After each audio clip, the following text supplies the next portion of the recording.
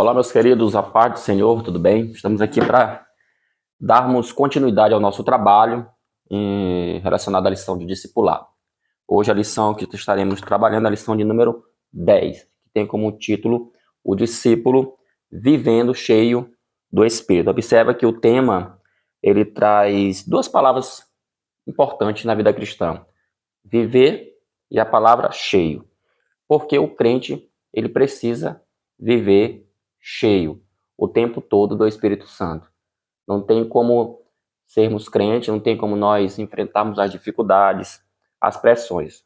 Geralmente, você que está começando a fé cristã, você tem pelo menos 3 inimigos que você precisa combatê-los e você não vai vencê-los sozinho.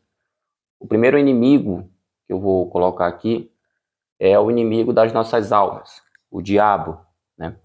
E todas as hortes espirituais.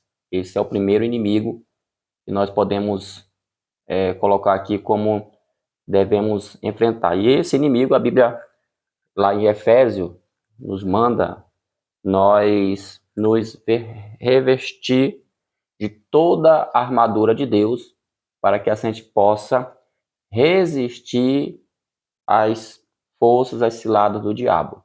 É uma briga espiritual, então nós precisamos estar coberto ou vestidos, digamos assim, com a armadura de Deus, segundo o que Paulo fala lá em Efésios. Deixa eu ler essa passagem rapidamente aqui, isso aqui é muito importante, a gente relatar isso aqui para você que está começando a sua fé, porque a gente pensa que é brincadeira e a coisa é bem sério mesmo, bem sério. Deixa eu pegar aqui, Efésios capítulo 6, versículo 10. Diz assim: finalmente, fortaleça-se no Senhor. Veja como é que Paulo fala àquela igreja. Finalmente, fortaleça-se no Senhor e no seu forte poder. Aí ele fala, a tradução NVI, Nova Versão Internacional, diz: vistam toda a armadura de Deus para poderem ficar firmes contra as ciladas do diabo. Então, se você quer ficar firme, se você quer, no caso aqui, ser resistente contra as ciladas do diabo, você precisa ter essa armadura de Deus, né? O outro inimigo é o mundo, né? O mundo, nós podemos classificar, quando a gente fala mundo da Bíblia, nós não estamos falando de um mundo que se remete à ideia do mundo geográfico, do planeta Terra. Não, não é deste mundo. Mas nós estamos falando de um mundo onde nós o classificamos como o sistema. E esse sistema é um sistema caído, um sistema do mal. Você vê que nesse sistema ele costuma oferecer inúmeros prazeres, falsas sensações, falsas alegrias.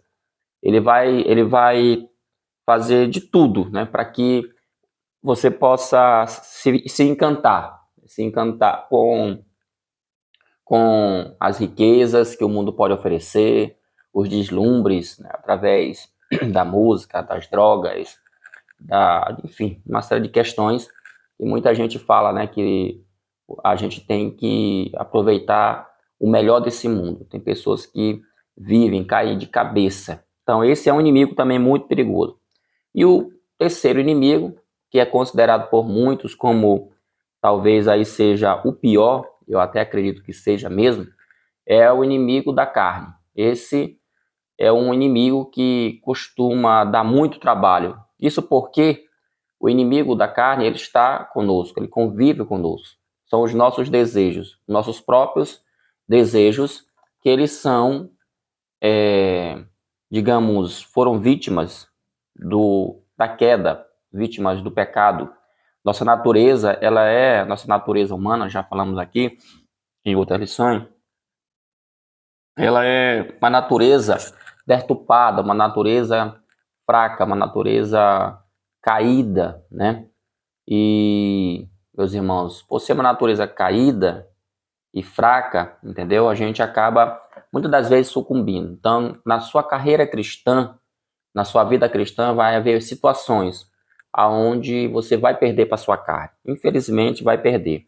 Porque se você não estiver, como diz essa lição, vivendo cheio do Espírito Santo, você não vai conseguir vencer a carne. A carne, mesmo a gente orando, mesmo a gente indo à igreja, lendo a Bíblia, se consagrando, ainda assim, o inimigo, carne, às vezes, para vencê-lo, a gente precisa fugir. A Bíblia fala sobre fugir da aparência do mal. A Bíblia fala sobre não colocar coisas maus diante dos nossos olhos. A Bíblia fala nos Salmos, né, que bem-aventurado o homem que não se detém no caminho dos pecadores.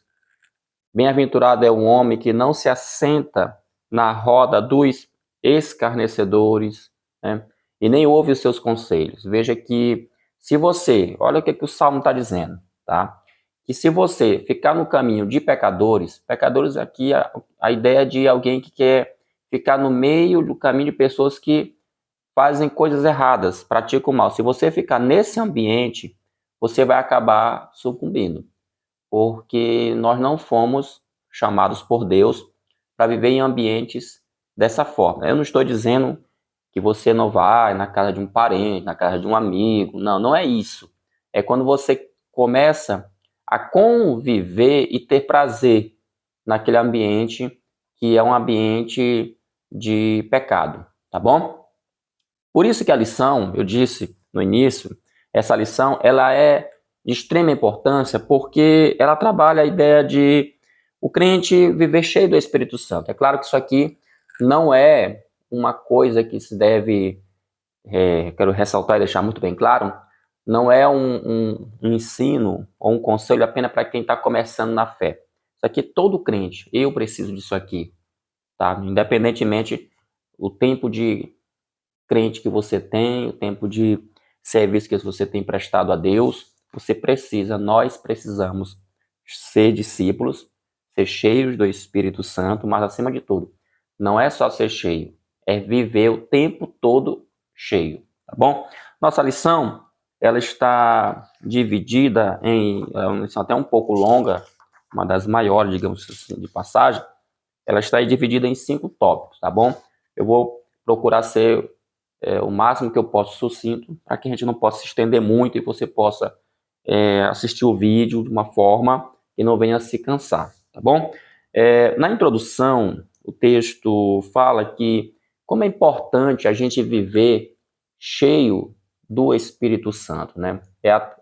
Com essa capacidade sobrenatural é que a gente consegue enfrentar os nossos inimigos. Já falei aqui o diabo, já falei aqui do mundo e também falei da nossa carne. Eu estava lembrando, quando eu estava aprendendo a lição, eu tenho um livro aqui, vou pegar ele bem aqui, esse livro aqui, tá? Eu só passar aqui um panozinho nele aqui, que a poeira aqui é grande. Esse livro, tá? É escrito por John Fox, tá? Ele tem como tema o livro dos mártires, tá bom?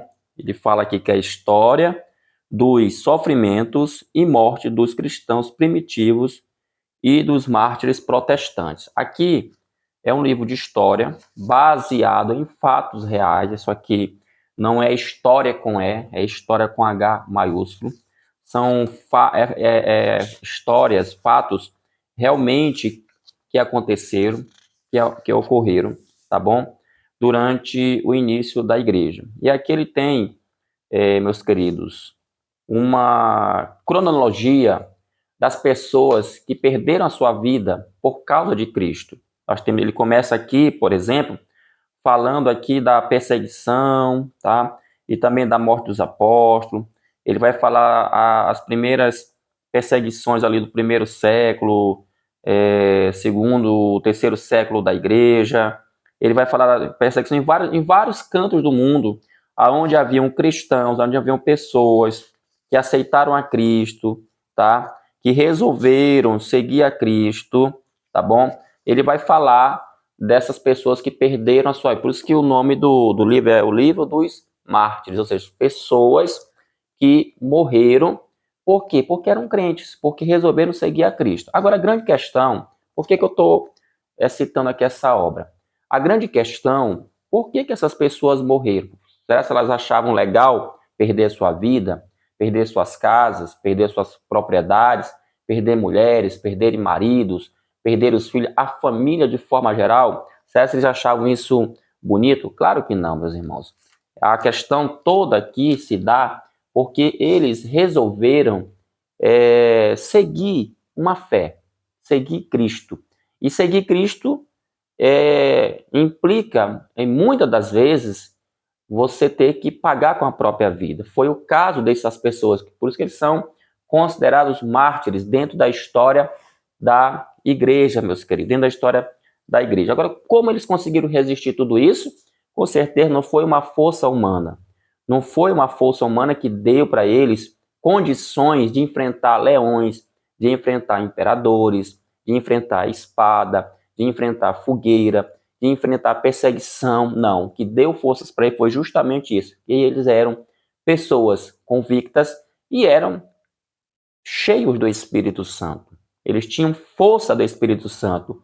O Espírito Santo lhes deu força, nos deu capacidade de resistir essas dificuldades que lhes apareceram. Porque eu tenho certeza, a gente fala aqui, lendo o livro e tal, é muito bonito e tal, mas assim, quando a gente vive na prática, na pele, essas situações, aí é que a gente vai ver realmente se a gente é crente, se a gente realmente está cheio ou não do Espírito Santo, tá bom?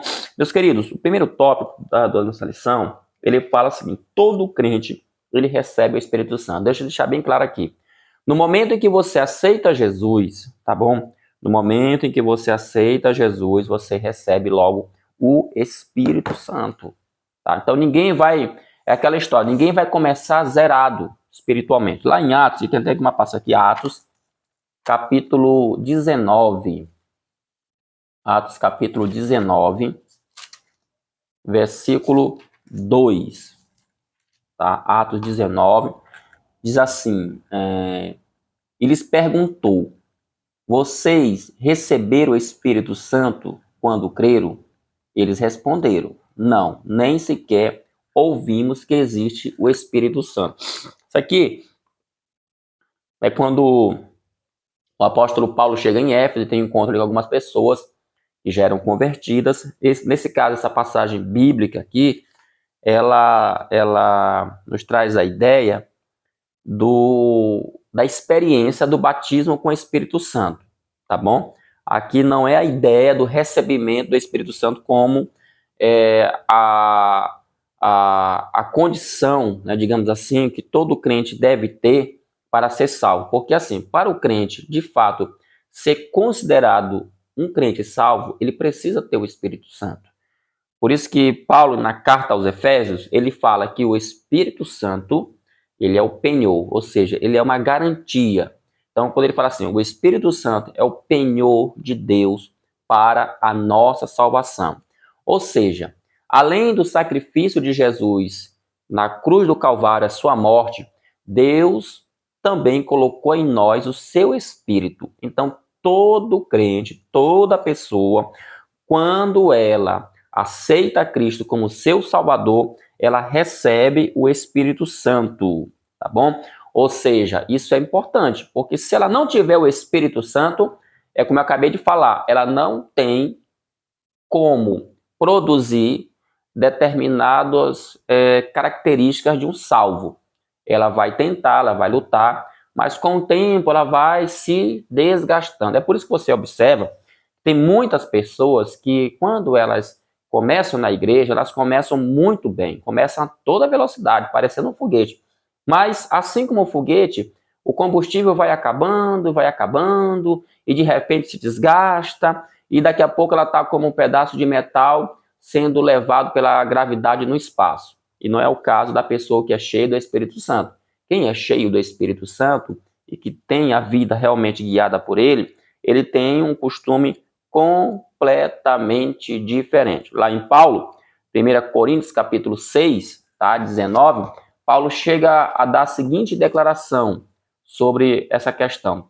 1 Coríntios É muito importante, eu sempre indo frisando, que você leia a sua lição, estude a sua lição, mas acompanhando os textos bíblicos que estão lá, tá? 6, versículo 20, né? Capítulo 1 Coríntios, capítulo 6, né? Capítulo 6, versículo 19, na verdade diz assim: acaso não sabe que o corpo de vocês é santuário do Espírito Santo que habita em vocês? É a parte A, diz, né? Que lhes foi dado por Deus e que vocês não são de si mesmos. Veja que Paulo está declarando nesse versículo 19 do capítulo 6 da carta de 1 aos Coríntios, que nós somos templo. O que é um templo? O templo, como vocês conhecem, é um lugar aonde os homens construíram para adorar. No caso, nosso corpo, ele é um santuário. Ele é um santuário de quem? Do Espírito Santo. É por isso que quando você faz alguma coisa errada, automaticamente a tua consciência ela acaba acusando, porque aquele ato errado, ele entra em choque com o Espírito Santo. O nome já está dizendo, lembra na aula passada que nós falamos que um dos nomes que é dado a ele, esse Espírito Santo, por que o nome é Espírito Santo? Porque ele é santidade. Logo, nós temos dentro de nós uma natureza santa, ok? Que é produzida por ele. Então, quando nós praticamos alguma coisa errada, tá? Automaticamente isso causa um certo conflito espiritual dentro da pessoa. Eu quero deixar bem claro, você que está começando, o Espírito Santo, ele não te larga, mas você pode apagar, né?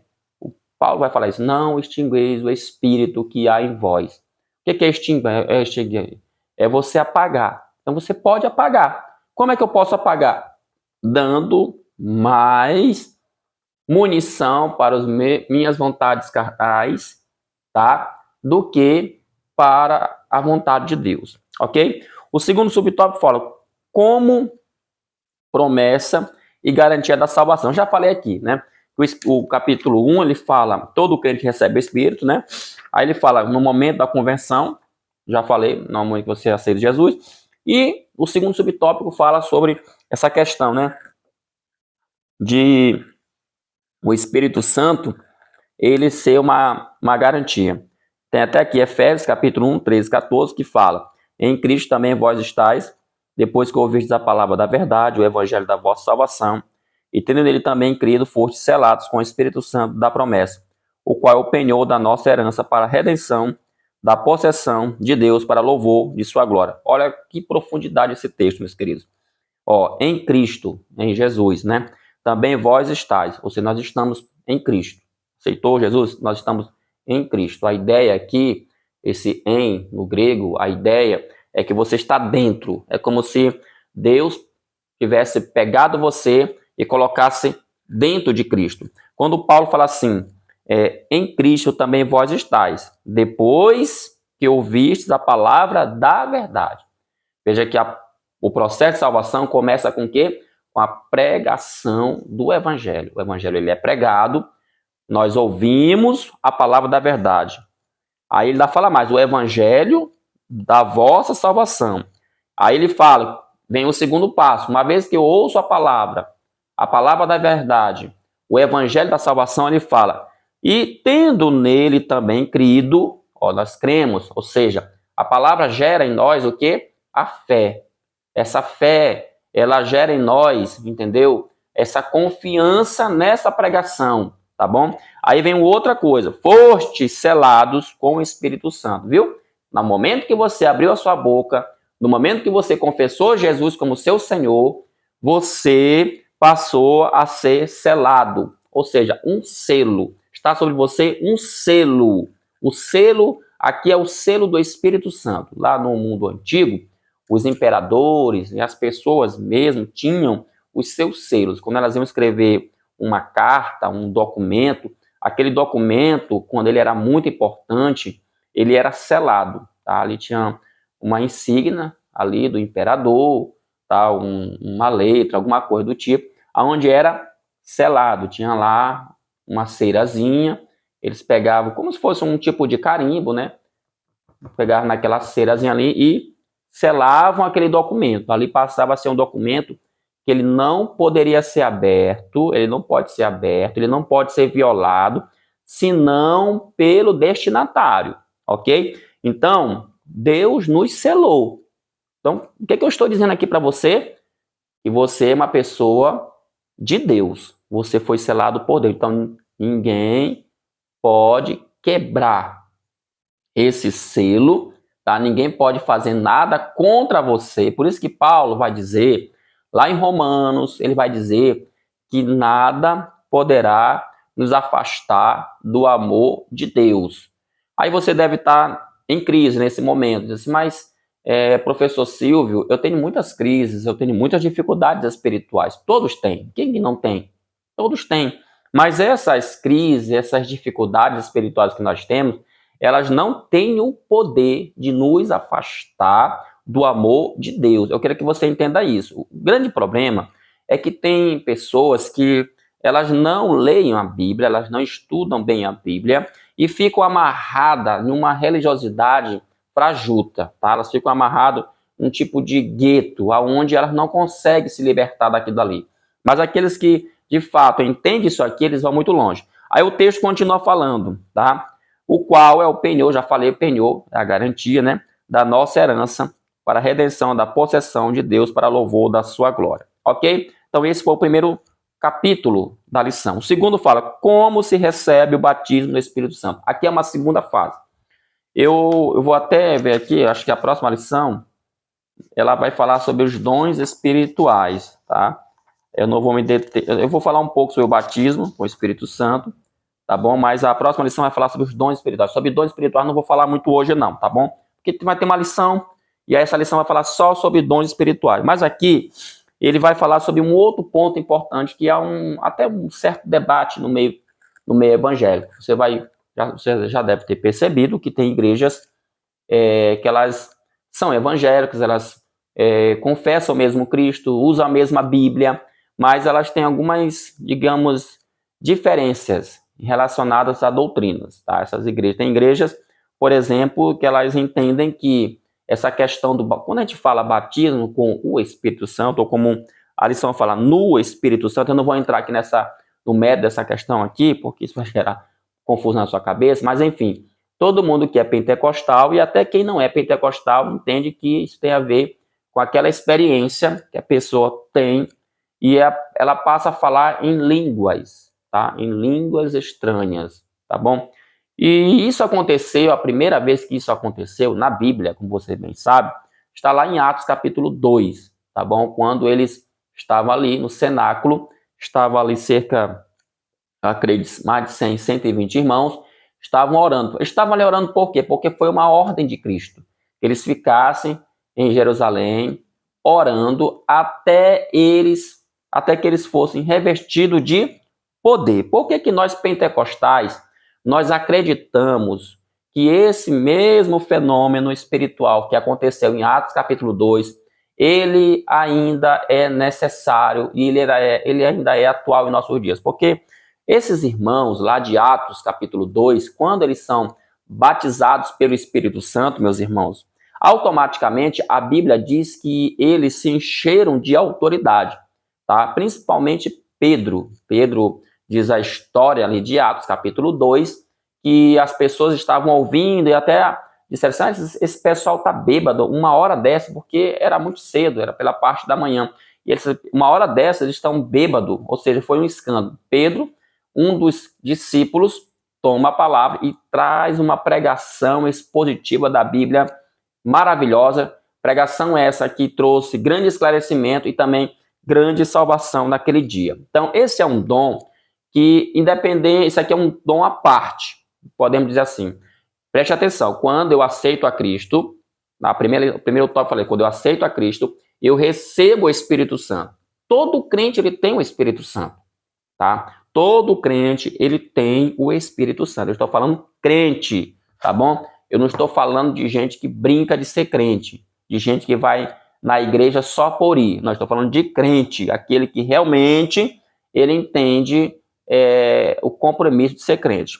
tá bom? Então, como é que eu recebo? Aí vem a segunda experiência, que é uma experiência. Como é que eu recebo, então, professor Silvio, essa segunda experiência? A lição traz aqui algumas dicas. Primeiro, através da oração, como eu já falei, tá? Nós precisamos orar. Você que não é batizado no Espírito Santo, o meu conselho para você é: comece a pedir para Jesus te batizar. Comece a pedir: Senhor, me batiza no Espírito Santo, Senhor. Comece a orar. Agora sim, para que eu vou receber o batismo no Espírito Santo? Para mim ficar dentro da igreja, pulando, gritando? Não, não é para isso. O batismo no Espírito Santo, ele é, como nós falamos na teologia pentecostal, uma capacidade sobrenatural, ou como a gente mesmo fala, um revestimento, que tem como objetivo principal fazer a obra de Deus. Principalmente, pelo que observo pelas Sagradas Escrituras, principalmente na evangelização, tá? Ou seja, os discípulos, eles precisaram receber esse poder para evangelizar dentro de Jerusalém. Mas após, tá, a grande perseguição que houve ali com Estevão, tá, desculpa aí, mas tá aqui a grande perseguição que houve ali com Estevão, meus queridos, muitos cristãos se espalharam.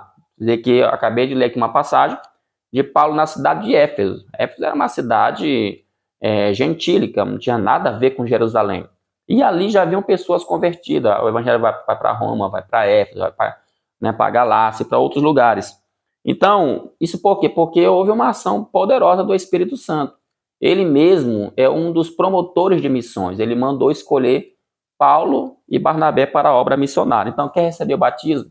Ore, tá bom? Faça orações, faça consagrações de manhã, pegue a sua Bíblia, vai cantar o hino da harpa, escute louvores, tenta santificar a tua vida. No culto, adore a Deus, não fique observando A, B ou C de maneira nenhuma. Deixe que o Espírito Santo ele vai te enchendo, o Senhor Jesus ele vai te batizar. Outra coisa, como é que quem é que nos batiza? O próprio Jesus. Tá? É Jesus que nos batiza com o Espírito Santo. Tá? Por que ele nos batiza? Eu já acabei de falar. Para nos capacitar, para podermos fazer a sua obra. O batismo com o Espírito Santo, meus irmãos, não é para resistir o pecado. Tá? Não é para resistir o pecado. É claro que uma pessoa que ela é batizada com o Espírito Santo, as experiências sobrenaturais que nós temos, pessoal, e também que nós já ouvimos pessoas falarem, naquele momento ali ela não pensa, ela parece que ela meio que ela transcende o plano terreno, mas a ideia não é levar você a ficar em um plano espiritual. A ideia é capacitar você para fazer a obra, tá? Fazer a obra de Deus, tá bom? E o que é batismo? É o terceiro tópico. O que é batismo? Tá? Primeiro, é uma promessa, tá lá em Joel, capítulo 2, versículo 22 e 29, tá lá esse texto. Eis que nos últimos dias derramarei meu espírito sobre toda a carne. Por que nós dizemos que Joel, capítulo 2, que é um texto lá do Antigo Testamento, ele é um versículo que dá base para essa promessa? Porque quando Pedro prega em Atos, capítulo 2, ele também chama essa passagem, confirmando que ali, naquele momento, estava se cumprindo o que o profeta Joel falou lá em Atos, capítulo 2, versículos 28 e 29. Segundo subtópico, fala, é um revestimento de poder, tá? Eu já falei sobre isso, né? Que o batismo ele não é nada mais do que um revestimento de poder. Ou seja, é como alguns gostam, né? Tem os irmãos mais antigos, né? E quando eles vão falar sobre esse assunto, eles falam que a gente, por exemplo, eu tô aqui com uma camisa, né? Aí eu pego um paletó, digamos, e coloco por cima da camisa. Ele diz que isso é como se fosse assim que é o revestimento. Ou seja, nós já temos o Espírito Santo, porque somos crentes. Agora nós vamos receber um revestimento.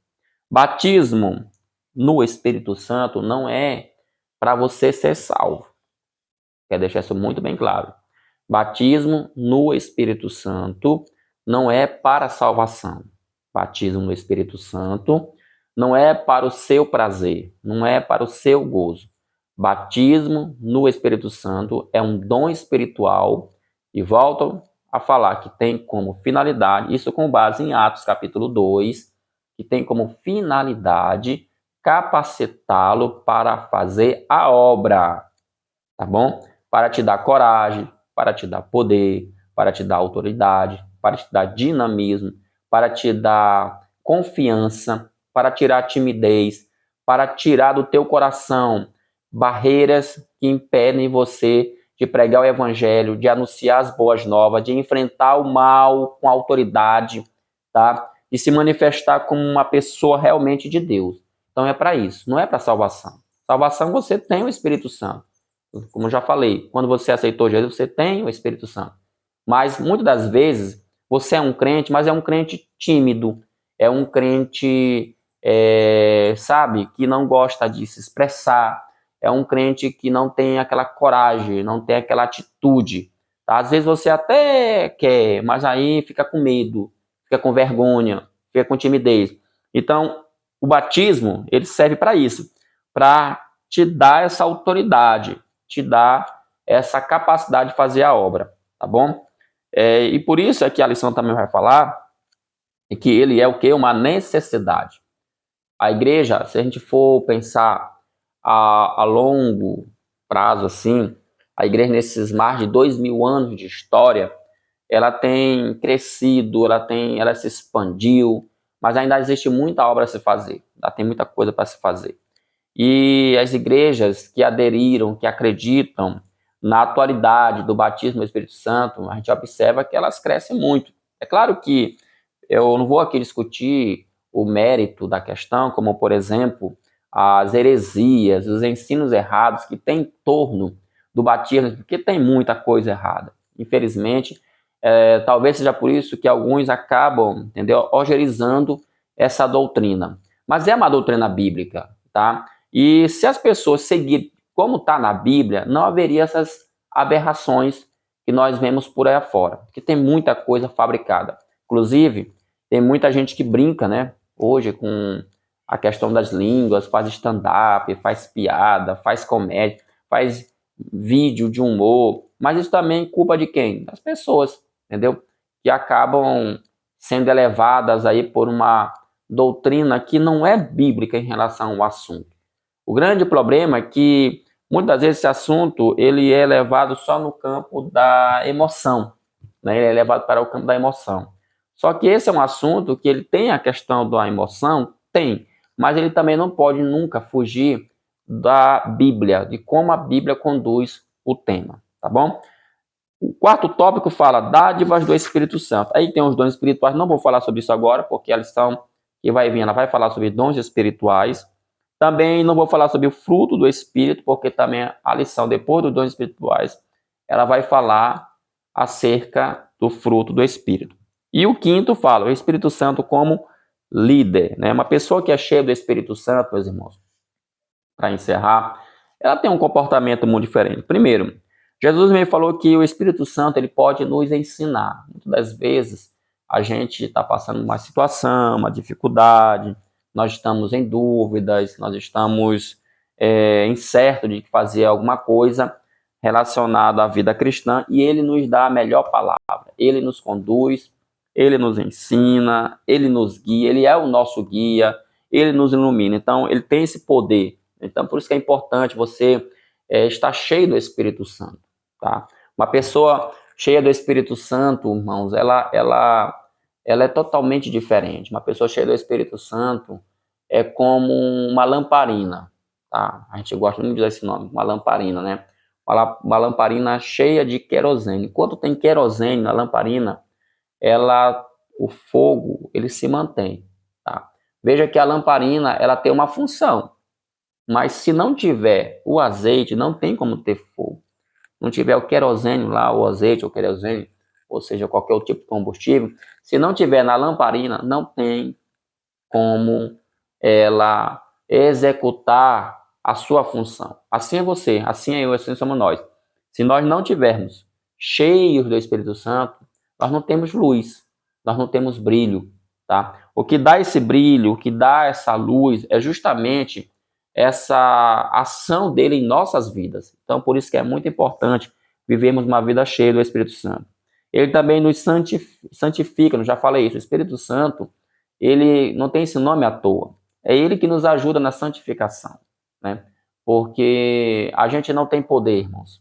Por nós mesmos, por nossa conta própria. A gente não tem poder. O que a gente pode é pedir, o que a gente pode é clamar a Deus para que possa fazer alguma coisa. Mas nós mesmos não temos poder nenhum para nos santificar.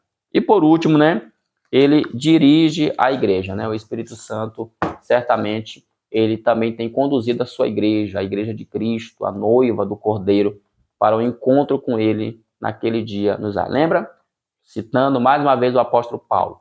Ele é o nosso selo, ele é o nosso penhor da nossa salvação. Amém? Deus te abençoe, que Deus possa trazer